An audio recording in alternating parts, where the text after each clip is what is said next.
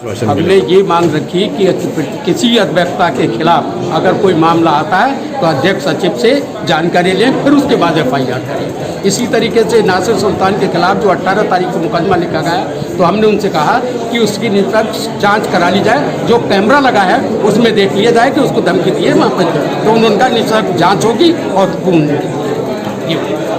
अब अगला कदम आपका क्या होगा इस आंदोलन के? अब इस जांच के बाद जो भी निर्णय होगा, आश्वासन दे दिया उनका, निष्पक्ष जांच होगी और कोई खिलाफ मुकदमा नहीं। आपके आंदोलन जो चल रहा है इसका क्या होगा? अब इस आंदोलन को यही समाप्त किया जाएगा, आगे की कार्रवाई पुनः अगर नहीं होती तो फिर आगे का इंतजार किया जाएगा। कितने दिन का आश्वासन मिला?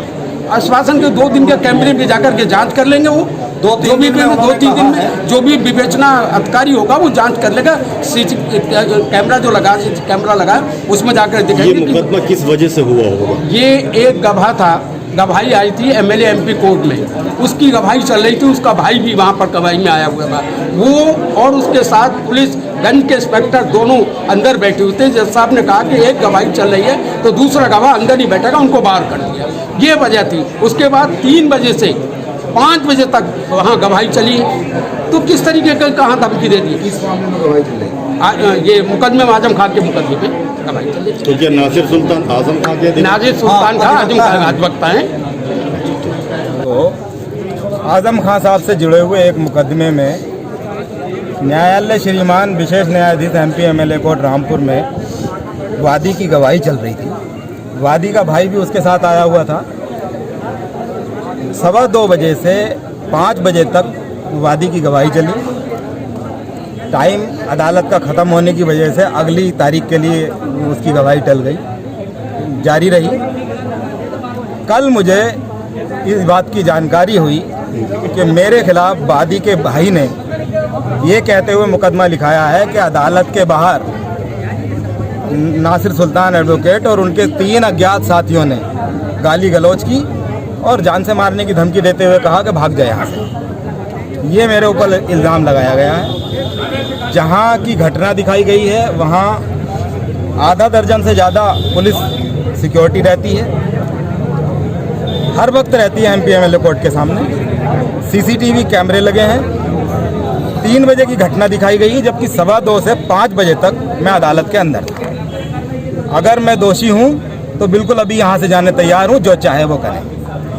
लेकिन अगर मैं दोषी नहीं हूँ तो ये मामले को एक्सपंज करें, यही हमारी मांग है। और अपने माननीय अध्यक्ष बार एसोसिएशन रामपुर के दिशा निर्देश पर हम यहाँ धरने पर SP साहब के सामने मौजूद हैं। किस वजह से आपके खिलाफ मुकदमा हुआ, क्या मानते हैं? मेरे खिलाफ इस वजह से मुकदमा हुआ कि मैं आजम खान साहब के मुकदमे में वकील हूँ।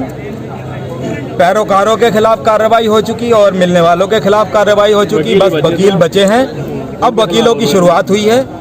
पहले मेरे ऊपर मुकदमा लिखा गया, हो सकता है अगला नंबर जो 3 अज्ञात हैं वो जो बचे हैं हमारे अधिवक्ता, हो सकता है उनका नाम आए।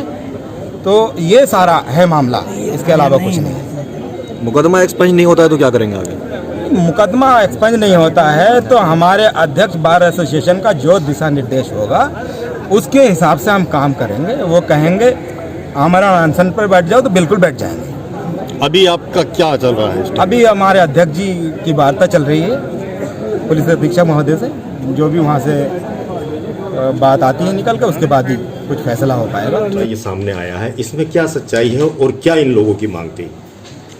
एक व्यक्ति ने दरख्वास्त दिया कि मेरी गवाही मेरे भाई की थी। मैं गया था, अधिवक्ता का नाम लेके उसने एप्लीकेशन दिया कि उन्होंने मुझे बाहर कर दिया, धमकाया।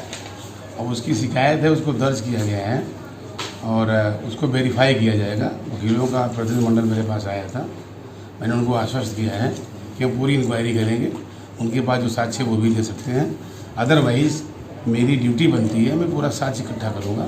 अगर वो दोषी होंगे तो कार्रवाई होगी, निर्दोष होंगे तो कार्रवाई बिल्कुल नहीं होगी। लेकिन अभी ये इसका इन्वेस्टिगेशन करना पड़ेगा, ये मैंने बताया है उनको। तो वो सेटिस्फाइड थे, उनको भरोसा है पुलिस पे। इतनी अच्छी बात है काउंसलर, तो हम इस भरोसे को कायम रखेंगे और निष्पक्षता से कार्रवाई करेंगे। सर, अभी जो अधिवक्ताओं का ये कहना है कि ये सिर्फ इस वजह से हो रहा है कि हम आजम खान के अधिवक्ता हैं। इस पे मैं कोई कमेंट नहीं करूँगा। आप मीडिया वाले हो, आप जाके खुले समाज में देखो कि गवाहों की क्या पोजीशन है, आदरणीय आजम खान जी की क्या पोजीशन है। आप इस शहर के बासिंदा हो, आप उसे बेहतर जानते हो। मैं चाहता हूं कि निष्पक्षता से, मैं तो ये कहूँगा कि आप गोपनीय जानकारी करो ना, उनका लिस्टिंग करके देख लो, वो प्रायोजित हैं, मोटिवेटेड हैं, कहीं से लाभान्वित हो रहे हैं या उनकी जेन्युइन प्रॉब्लम है, इसको आप खुद देख लो। और मेरा आग्रह है कि अगर जेन्युइन प्रॉब्लम हो तो सच्चाई जनता के सामने लाई जाए, इतना सा मेरा कहना है। Thank you sir.